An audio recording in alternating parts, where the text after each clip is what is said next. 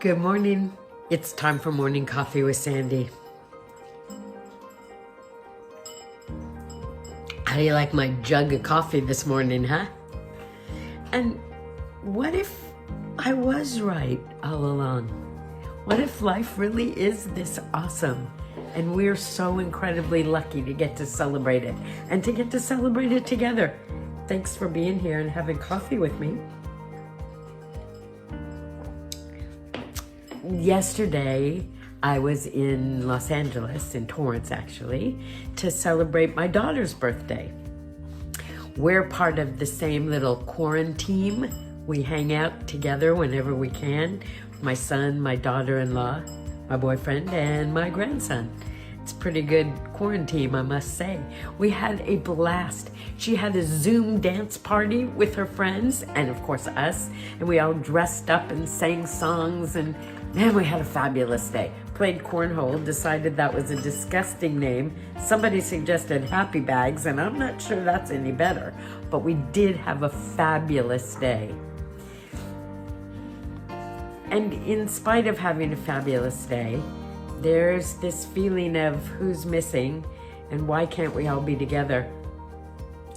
And I was listening to my grandson who came back for a little visit in the car on the way back here, and he was talking about how he finally got to see his best friend and they had to play social distancing, and that at one point they elbow bumped, and how sad he was because what they really wanted to do was hug each other.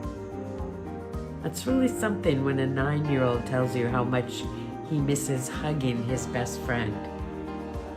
You expect them to talk about wrestling and football and baseball, and he was talking about hugging. Be aware, we're all going through the withdrawal.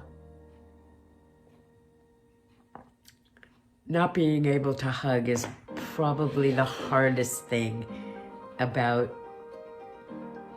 perhaps not the hardest, but it's a very difficult thing to have to endure. Virtual hugs to all of you. Not the same, but it's the best I can do right now. And by the way, for the messages congratulating me on the anniversary of birthing, thank you. Thank you. I can't say it was my pleasure, but it's certainly been my joy. I mean, this is someone I've known my whole life, right? No, I've known her whole life, plus a little extra. Pretty cool. Yeah, pretty cool. Anyway, thank you for the acknowledgement. I appreciate it. Update. My lettuce is doing okay. I mean, honestly, it's not quite as healthy as I had hoped, and the flour is history, I'm afraid. But there'll be enough for a very tiny little salad if I have it today or tomorrow, and I'll keep you posted on the process. And for those of you who asked, I don't know if you cut the bottom off. I didn't, but you could.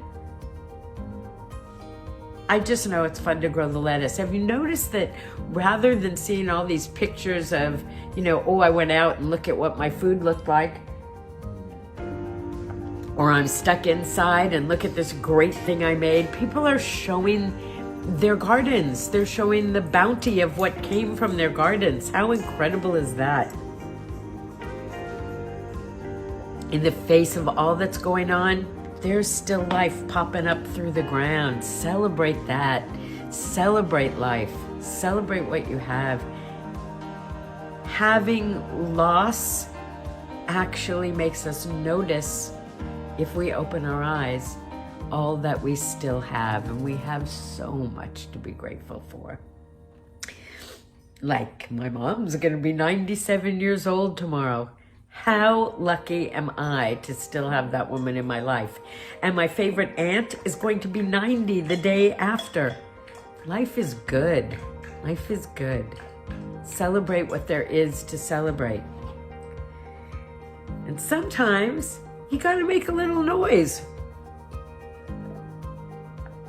That was today's word art. What did I mean? Sometimes you got to make a little noise. Sometimes all that stuff that's bubbling up inside of you needs to like come forth. Say what it is you need to say, but be responsible for it and be responsible about what it is that you say. But maybe the time to be quiet is past. Maybe the time to suffer in silence or think in silence has come around, and maybe it's time to share what's going on with you. If you don't want to say it, write it. Send me a message. Give me a call. What's going on with you? Make some noise! And I'll make some noise with you tomorrow morning on Morning Coffee with Sandy. See ya!